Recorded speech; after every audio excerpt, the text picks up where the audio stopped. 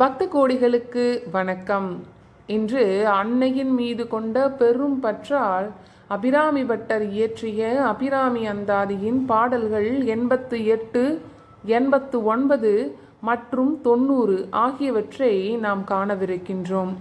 இதற்கு முந்தைய பாடல்களை பாராயணம் செய்ய விரும்பும் பக்தர்கள் நாம் மேலே லிங்க் கொடுத்துள்ளோம், அதை கிளிக் செய்து பார்த்துவிட்டு வரவும். இப்பொழுது நாம் பாடலை காண்போமா? முதல் பாடல் 88. எப்போதும் அம்பிகை அருள் பெற. நாம் எத்தகைய தவறுகள் செய்திருந்தாலும் அன்னை அபிராமியை நீயே எனக்கு பரம்பொருள் என்று முழுமையாக சரணடையும் பொழுது இவன் தகுதியற்றவன் என்று நம்மை தள்ளிவிடாமல் தாய்மையோடு ஏற்றுக்கொள்ளக்கூடியவள் அபிராமி. நமக்கு என்ன பிரச்சனை எதுவாக இருந்தாலும் கடைசியாக நாம் சரண் புகும் இடம் அன்னையிடம் அல்லவா, இறைவனிடம் அல்லவா? அப்படி நாம் எந்த சூழ்நிலையிலும் அன்னையின் அருள் பார்வையில் இருந்து விலகிவிடக்கூடாது என்பதற்காக அவளது மாறான நிலையான அருளை பெற்று வாழவும் இப்பாடலை நாம் தினமும் பாராயணம் செய்து அம்பிகையின் அருளை பெறலாம். பாடலை காண்போமா? பரம் என்று உனை அடைந்தேன் தமியேனும் உன் பக்தருக்குள் தரம் அன்று இவன் என்று தள்ளத்தகாது தரியலர் தம் புறம் அன்று எரிய பொறுப்பு வாங்கிய போதில் அயன் சிரம் ஒன்று செற்ற கையான் இடப்பாகம் சிறந்தவளே. பரம் என்று உனை அடைந்தேன் தமியேனும் உன் பக்தருக்குள் தரம் அன்று இவன் என்று தள்ளத்தகாது தரியலர் தம் புறம் அன்று எரிய பொறுப்பு வாங்கிய போதில் அயன் சிரம் ஒன்று செற்ற கையான் இடப்பாகம் சிறந்தவளே. பரம் என்று உனை அடைந்தேன் தமியேனும் உன் பக்தருக்குள் தரம் அன்று இவன் என்று தள்ளத்தகாது தரியலர் தம் புறம் அன்று எரிய பொறுப்பு வாங்கிய போதில் அயன் சிரம் ஒன்று செற்ற கையான் இடப்பாகம் சிறந்தவளே. அடுத்த பாடல் 89. யோக சித்தி பெற. யோக சித்தி பெற என்பது நம் மனத்தில் உள்ள விகாரங்கள் நீங்கி, அதாவது விகாரங்கள் என்றால் நம் மனதின் இயல்பான அமைதியை குலைத்து நல்வழியில் செல்லவிடாமல் தடுக்கும் கோபம், பொறாமை, பேராசை, அகந்தை, தேவையில்லாத பயம் போன்ற மனக்குழப்பங்கள் எதிர்மறையான எண்ணங்களாகும். அத்தகைய மன விகாரங்கள் நீங்கி பேரமைதியும் ஆன்மீக தெளிவும் யோக ஆற்றலும் கைவர விரும்புவோர் இந்த பாடலை நாள்தோறும் பாராயணம் செய்து அம்பிகையின் திருவருளை பெறலாம். பாடலை காண்போமா?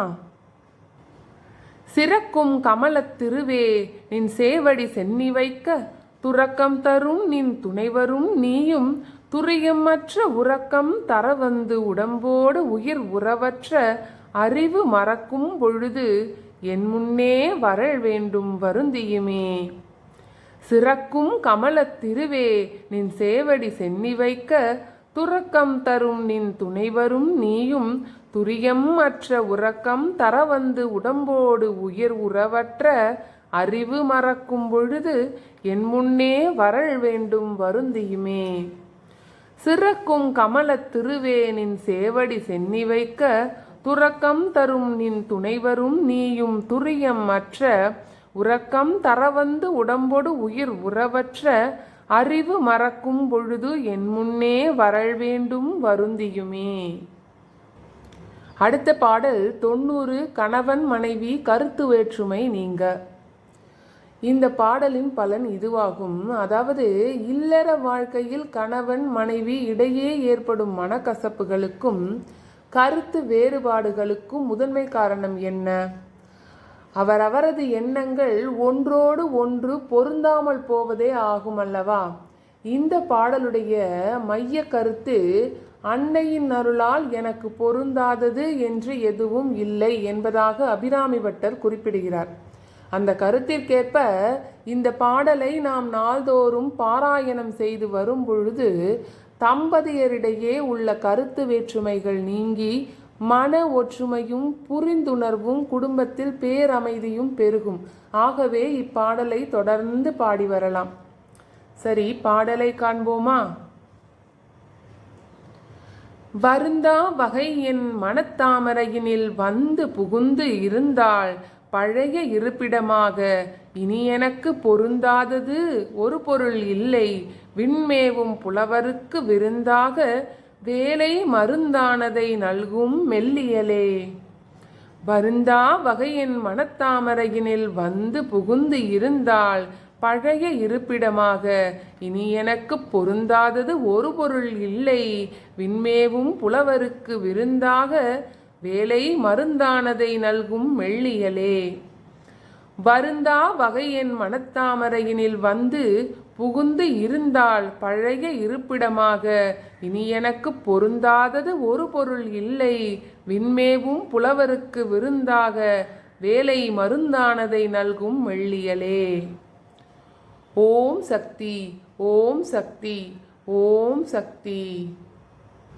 இந்த பதிவு உங்களுக்கு பிடிச்சிருந்தா லைக் பண்ணுங்க. இது மற்றவர்களும் பயனடைய ஷேர் பண்ணுங்க. நமது சேனலில் இது போன்ற தொடர் ஆன்மீக பாடல்களை பதிவு பண்ணிக்கிட்டு வரோம்.